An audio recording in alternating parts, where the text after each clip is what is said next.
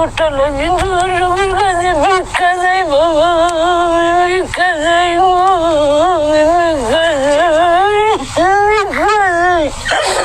দর্শক, সময় টেলিভিশনে আজকের এই বিশেষ আয়োজনে আপনাদের সবাইকে স্বাগত জানাচ্ছি। আমি তানভীর হাসান। আমার সঙ্গে এই মুহূর্তে উপস্থিত আছেন এই মুহূর্তে দেশে যাকে নিয়ে খুব আলোচনা চলছে, কন্টেন্ট ক্রিয়েটর রিপন মিয়া। একই সঙ্গে একটু তথ্য দিয়ে রাখতে চাই, শুধু রিপন মিয়া নয়, তার পুরো পরিবার, বলতে গেলে মা এবং স্ত্রী সবাই আমাদের সঙ্গে আজকে কথা বলবেন।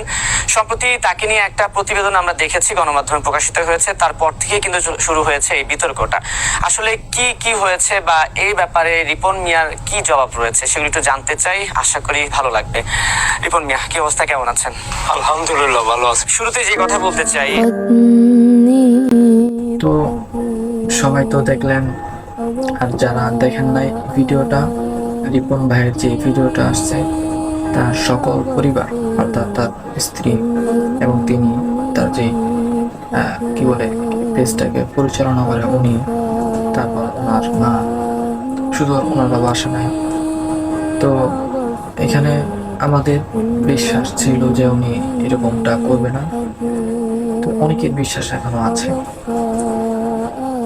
তো একটা কথাই বলি যে রিপন ভাই এখানে অনেক কিছু বলছেন, দেখলাম ওনার মা অনেক কান্না করছে, নিজের কাছে অনেক খারাপ লাগছে, ঠিক আছে।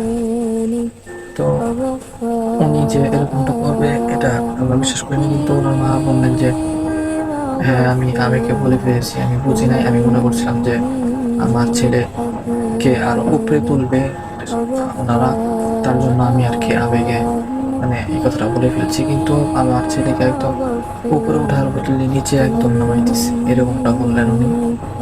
তো ওনারা দুজন অনেক কান্নাকাটি করলেন, জানি না তবে কতটা সত্য।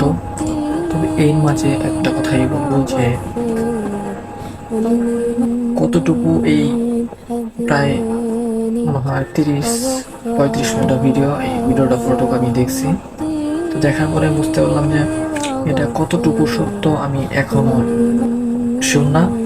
তবে আমি মনে করি যে আল্লাহ তাআলা একদিন এই সত্যটাকে প্রকাশ্য করবে, এই সত্যটাকে সকলের মাঝে তুলে ধরবে, যেটা মিথ্যা মিথ্যাই থাকবে, যেটা সত্য সেটা সত্য সবার কাছে প্রকাশ্য হবে এবং কি মিথ্যা প্রকাশ্য হবে।